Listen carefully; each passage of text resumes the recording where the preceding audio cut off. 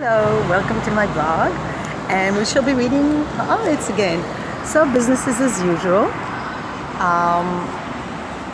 Remember that street yesterday in Yom Kippur? Well, right now there are lots of cars there. So let's see what the newspaper is. The Israel-Russia relations in test after the Russian plane fell. It seems it's the Syrians, but they blamed it on Israel. Why not? Blame Israel for everything. This whole Russian intervention in the region is also something very complex. Palestinian died hours after he was arrested. I think that is something also, I think about it quite often, I have to say. And I seriously think we have to I forgot today's the March for Peace. Today's International Peace Day, and there's a march.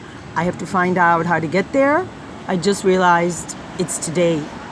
It's very, very important to keep thinking of peace and coexistence because we don't want this happening. We don't want to have our security based on destroying other people. And though they are seeking to destroy us, I don't think this is what, if we want to have a healthy society, we do need to find a solution together somehow. I don't know how. I have no idea. I'm not the only one. So today's International Peace Day. Wow, I just realized it now. There's a March for Peace in Jerusalem, Women for Peace, and I'm probably going to try to get there if I have energy after the day is over. It's the end of the day. Okay, so this is the caricature of the day. Can you see it? Yeah. And it shows sort of dystopic.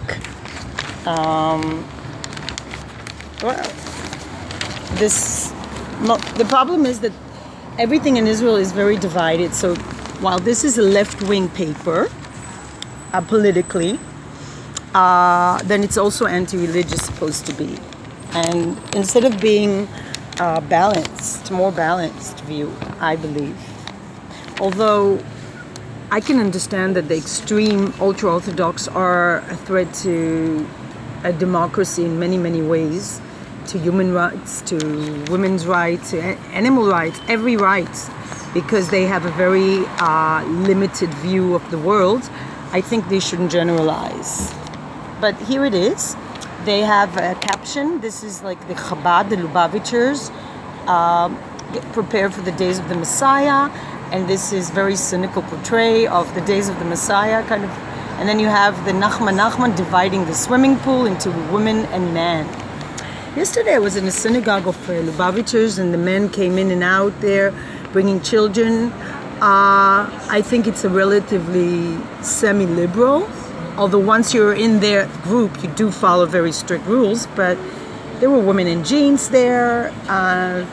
Particularly hateful for me is the people that arrive 5 minutes before the shofar, before the ram's horn blows at the end of the Yom Kippur. They arrive 5 minutes and they say, let me squeeze in a prayer. And it's just so ridiculous. They come in and they squeeze in, and it's overcrowded. Kids come with bicycle from the street, and people just stand there listening for it's very important for them, the ram's horn. And in a way, you can see it as beautiful. People seek to be part of something, but if you want to pray, 5 minutes is not good. Because the prayers are gorgeous and beautiful and meaningful, but I want to squeeze in a critique of Forest Dark, a book that's cost me money since I took it from the Public Library of Tel Aviv, a book by Nicole Krauss. Why does this fit in the newspaper? Because the story is about this American born to Israeli parents. He's coming back to Tel Aviv. His daughter, a daughter of a man too. And this whole story is like full of cardboard portrayals of Israelis. It's almost like posters, you know? she thinks she's going deep, but every book she's ever written portraying Israelis is cardboard. Because to portray the character of a person born in a certain nationality using stereotypes is very tough. But it's even more complex when it comes to Israelis. Israeli society is so diverse. But there is a certain characteristic of the culture, like if you come to Tel Aviv, the people have a certain behavior, way of behaving. It's a more tolerant, more liberal, this part of the city for sure.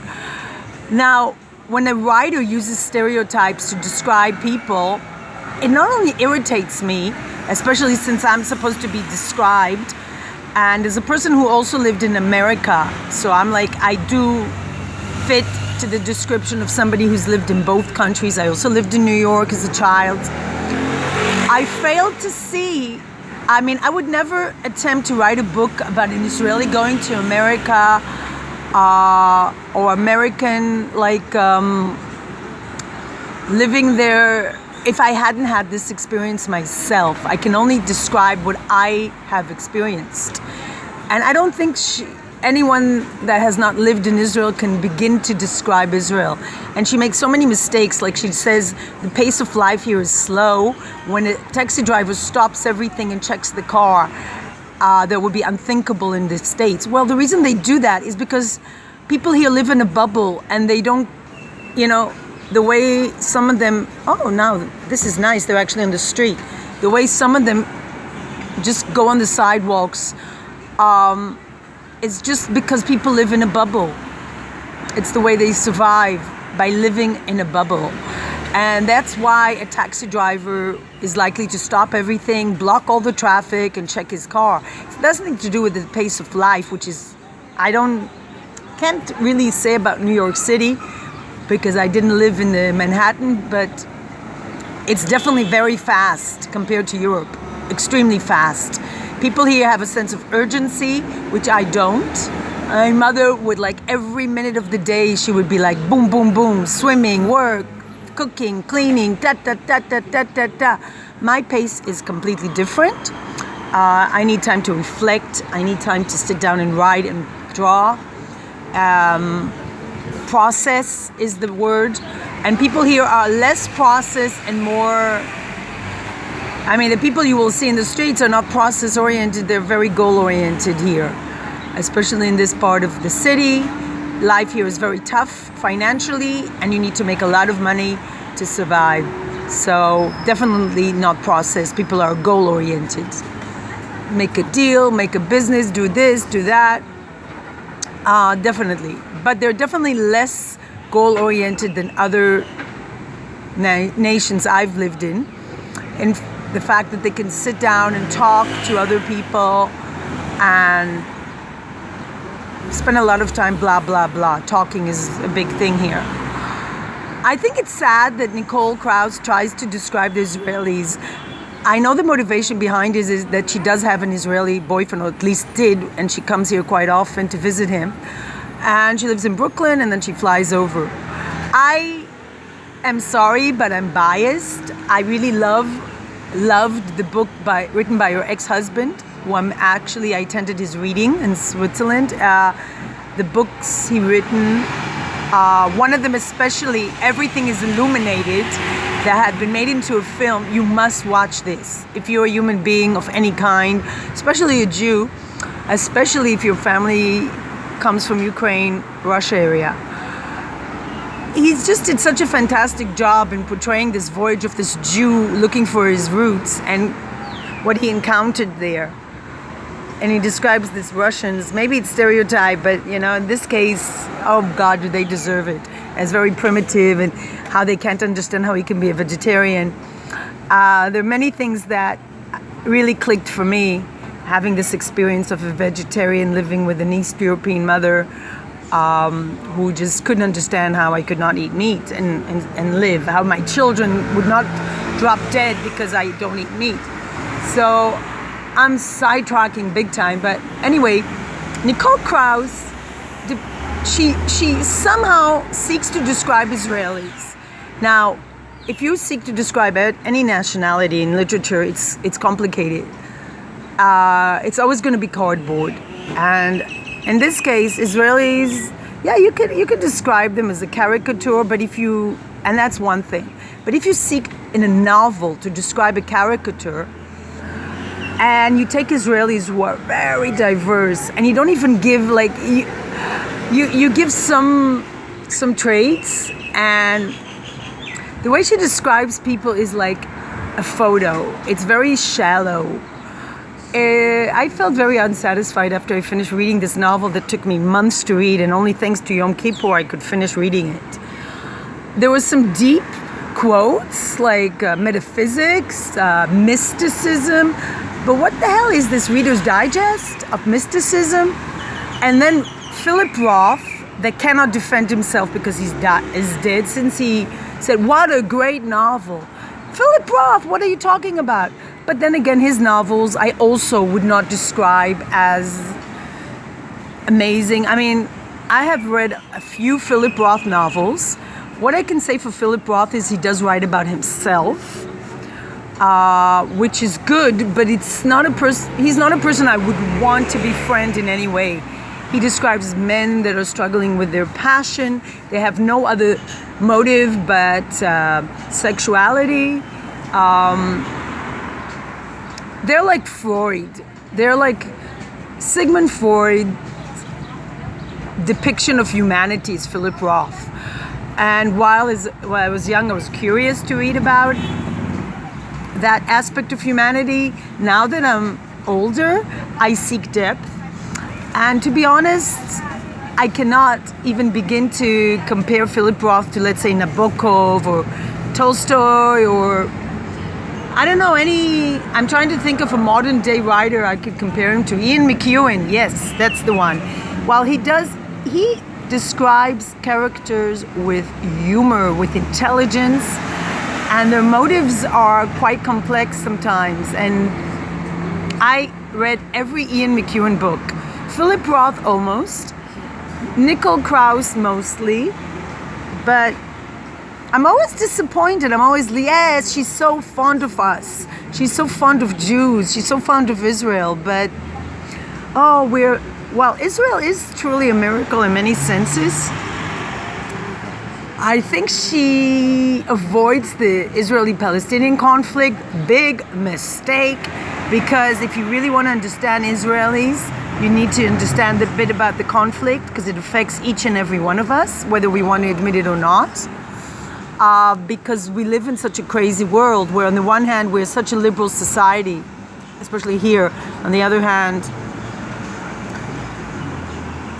just a few kilometers from here, there are Palestinians living in very difficult regime. Okay, they chose it, but that doesn't mean that we can live and say everything is great. People here live in a bubble. That's the only way we can. Because to actually deal with the Palestinian-Israeli conflict is very, very painful for people who have a conscience. And I think most people do have a conscience here. I don't think... Contrary to what I see as US, this is a huge generalization where people just it's a country where people can send off soldiers and then have a day that's dedicated to the Memorial Day for the soldiers, and they can go shopping. And in Israel, that's never going to happen. So I would think that Israelis are generally more in touch. But we have this national days where everything shuts down for the soldiers, for the Holocaust, Yom Kippur. You saw the street yesterday. It hasn't begun to come back to its usual congested state. And it was really strange how yesterday, as soon as the ram's horn blew, cars started to fill the street. This solidarity, this ability to restrain yourself and not drive on Yom Kippur is just amazing. And I haven't seen it anywhere except in communist societies or fascist regimes. And to think that this is a democracy and people follow these rules and they actually decide not to drive on Yom Kippur, not to break these rules, is amazing. No, I think there's a law, but I'm not sure about it.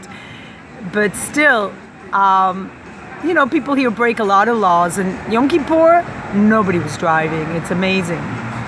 So, but we still have to work on a lot of issues. So I see my time is getting low. So there's somebody writing about the effect of religion on pupils. Like, Haaretz has a policy of going against religion. Well, as a person who's seeking balance, I want to say something about that.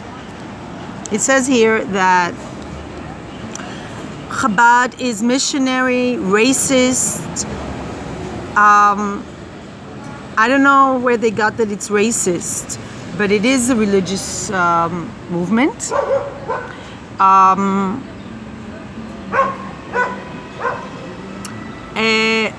I felt sorry for the kids whose parents, I was sitting by the beach yesterday, I was fasting, I was sitting reading Nicole Krauss's novel with the dogs, and I was thinking, there were people there swimming, and it looks really cool, but